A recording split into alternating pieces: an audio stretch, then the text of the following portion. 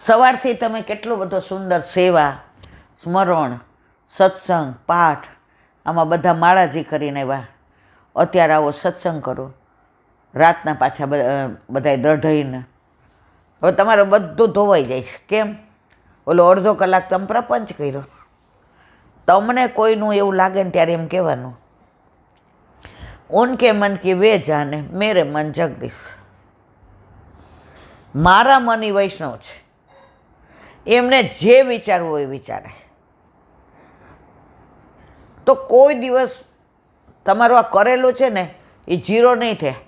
તમે બધા રોજ સાંજે હોવો ત્યાં જીરો કરી નાખો છો. ઠાકોરજી વિચાર કરે આજ તો પ્લસ જ કરવાના જ, પણ પાછા ઓલો અડધો કલાક આવે. અમારા નારાયણપુરામાં એક વૈષ્ણવ,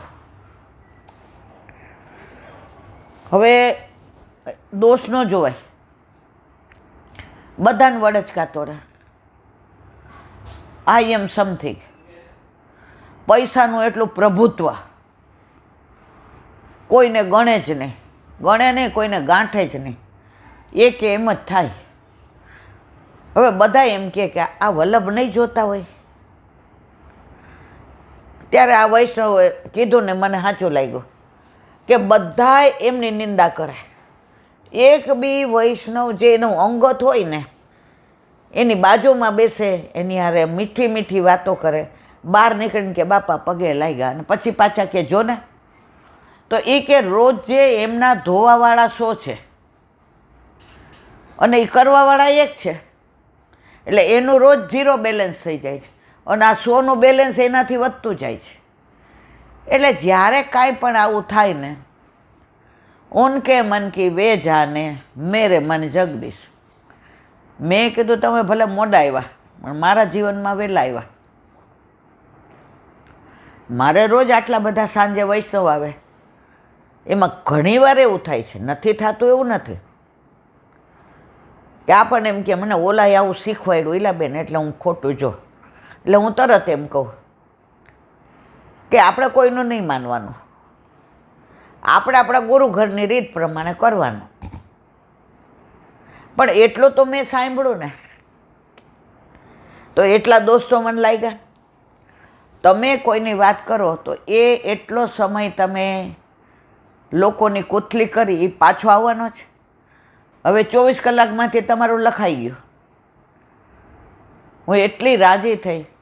આજ સવારથી કોઈનો ફોન આવે, કોઈ મળવા આવે, કાંઈ કહેવા જાય એટલે હું કહું મારા વાલા, ઉનકે મન કી વે જાને, મેરે મન જગદીશ. જો આ જીવનમાં વણાઈ જાય ને, ન કોઈના દોષ દેખાય,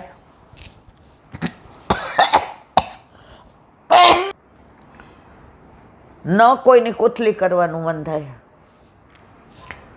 આજે જે વચનામૃતમાં કીધું તો પસારવા જઈએ રવિવારે, અઠવાડિયાનો ઓક્સિજન ભરી આવ્યા. હવે રાહ જોઈએ કે પાછો રવિવાર ક્યારે આવશે. આજે હમણાં જ મેં તૃપ્તિને કીધું રવિવારે જઈએ. સોમવાર આવે ને પછી પાછો ક્યારે રવિવાર આવશે ખબર નથી પડશે. કળિયુગના બાપુજી કહેતા હતા કે ઈલા પોણિયા વરસ, આપણા બાપુજી, દિવસ તમને વરસ દિવસ જેવડો લાગે. અમારા જમાનામાં અમને દિવસ વરસ જેવડો લાગતો હતો. અત્યારે એ વાત સાચી છે. સોમથી શનિ ક્યાં વયો જાય છે, કશું પ્રભુ માટે કરતા નથી, જીવન માટે કરતા નથી. આ જે કહ્યું કે ઠાકોરજીએ તમારી સામું જોવાનું શરૂ કર્યું, ઠાકોરજીએ તમારા ઉપર પ્રસન્નતા વ્યક્ત કરી. ક્યારે ખબર પડે? જ્યારે તમને બીજાના દોષ ન દેખાય અને પોતાના દોષ દેખાય, ત્યારે સમજી જવું કે ઠાકોરજી હવે આપણા ઉપર પ્રસન્ન છે. પછી તમારે ચિંતા જ નહીં કરવાની. બીજું, તમારી પાસે દ્રવ્ય છે. હવે સારું દ્રવ્ય કયું? ઠાકોરજીમાં વિનિયોગ થાય, વૈષ્ણવમાં વિનિયોગ થાય, ગુરુમાં વિનિયોગ થાય અને સારા કાર્યમાં. બાકી લૌકિકમાં તમે વાપરવાના જ છો. આ સારામાં વિનિયોગ થાય ત્યારે સમજી જવાનું તમારું દ્રવ્ય સારું છે. ત્રીજું કીધું હતું પણ હું ભૂલી ગઈ છું. તો મારો કહેવાનો આશય એ છે કે હવે આપણી જિંદગી, આજે ઓલા સવારે બે નાના ઉંમરવાળા આવ્યા હતા. એ કે મારો દીકરો 12મામાં છે, બહુ મહેનત કરે છે દીદી. હવે અમે સાંભળતા હોય તમારું તો ઘણીવાર એને કાને પડે.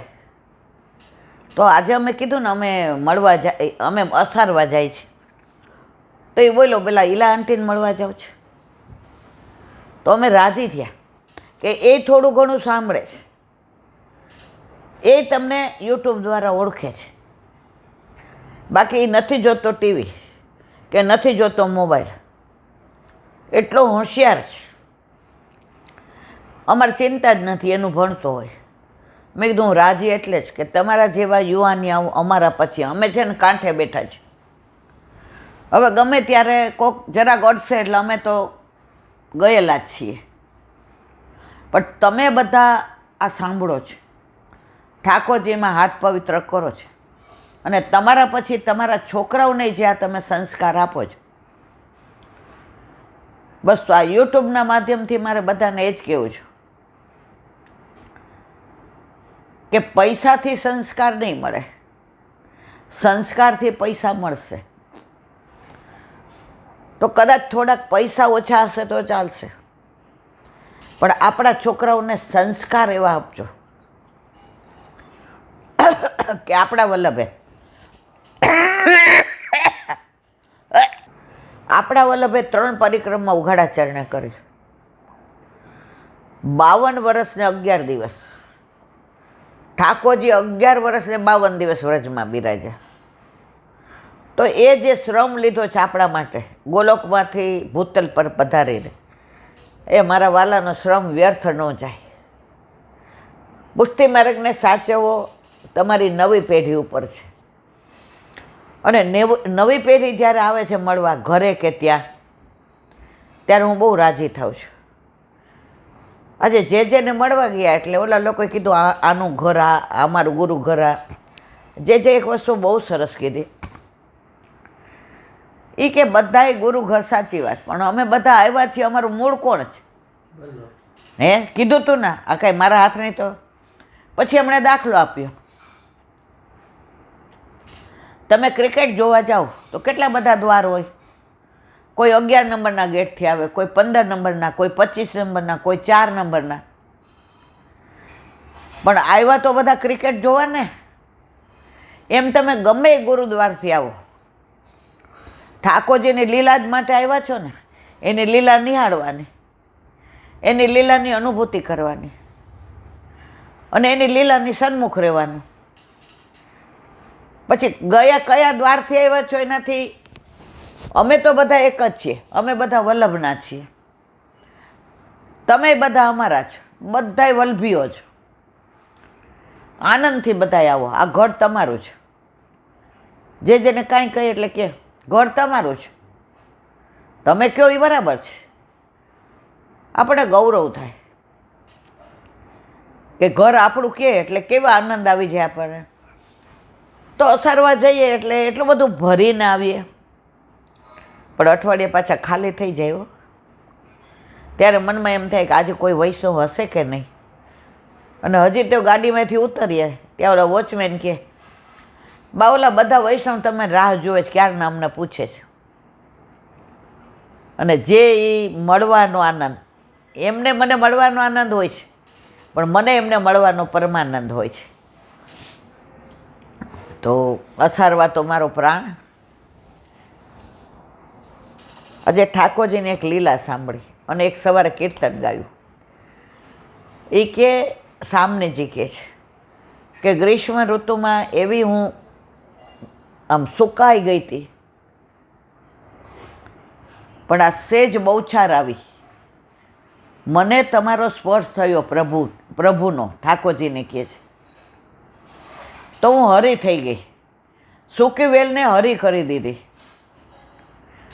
અને કૃપા આપે એવી કરી કે ઉપર યમુના જળ મારા ઉપર. તો જે ઓલો છોડ હોય ને એ હરો ક્યારે રહે, લીલો ક્યારે રહે? એને જળ મળે, ખાતર મળે, પ્રકાશ મળે. તો કે પ્રભુ યમુના જળ પધરાવી દીધું. અને જમીન તો વ્રજભૂમિ આપી જ આપે મને. અને આપના નેત્ર સૂર્યચંદ્ર એનો પ્રકાશ મારા ઉપર પડ્યો. એટલે હું ક્યારેય સુખી થતી જ નથી, કારણ મને આપનો સ્પર્શ છે. સામની જે આવું કહેતા હોય તો આપણને તો રોજ પ્રભુનો સ્પર્શ છે. આપણે નથી બુઢા થતા કે નથી હુકાતા. હુકાઈ ક્યારે જાય? આપણા ઠાકોરજી કોકના ઘરે પધરાવવા પડે ને ત્યારે હુકાઈ જાય.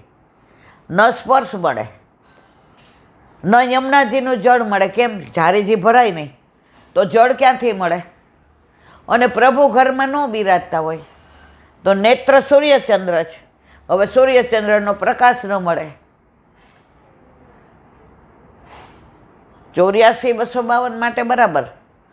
આપણે તો કોકના ઘરે પધરાવીએ પછી આમ રાજી થઈએ કે હવે 15 દી શાંતિ. મારા વાલા, એ જ અશાંતિ છે. એકવાર ઠાકોરજીને સામનેજી બિરાજતા હતા, માગવાવાળા આવ્યા, ગાડી આપો. ઠાકોરજી કે લઈ જા, બંગલા, હીરા મોતીને માણેક, દીકરીનું કરી દો લે, દીકરાનું કરી દો લે, ટેન્ડર પાસ કરી દો લે, દુકાન લીધી છે હવે હપ્તા લે. સામનેજી કે આ બધું દઈ દો છો પછી કોઈ મળવાય નહીં આવે, કોઈ યાદય નહીં કરે. એ કે ઠાકોરજી કે આપને ક્યાં ખબર છે, બધુંય દઉં છું ને, પણ શાંતિ મેં મારી પાસે રાખી છે. જુઓ, એ બધા વ્યથામાં પાછા શાંતિ મેળવવા તો અહીંયા જ આવવાના છે. એમ જો ઘરમાં આપણા માથે બિરાજતા આપણા ઠાકોરજી ન હોય ને તો ગાડી હોય, બંગલા હોય, વાડી હોય, વજીફા હોય, કુટુંબ હોય, પરિવાર હોય, પ્રતિષ્ઠા હોય, પ્રેમ હોય, પ્રસન્નતા હોય, પ્રશંસા હોય, પણ શાંતિ ન હોય તો આ બધું નકામનું. ઠાકોરજી કે શાંતિ મારી પાસે રાખી છે. આજે એક જેના વચનામૃતમાં લીલા સાંભળી, નાની વાત. એક ગોપી નવી નવી પરણીને આવી. એટલે બધાએ કીધું, નણંદ, સાસુ, સસરા, વો બેટા ધ્યાન રાખજો, આ ગામમાં બધાય અમારા તમે વાત ન કરો એવા ગોવાળિયાઓ જુઓ, વ્રજવાસી જુઓ, અને નંદ બાવાની યશોદાજીની તો વાત ન થાય. એ અમારા મુખિયા છે એટલે અમારે તો આમ રાજમાં જલસા છે.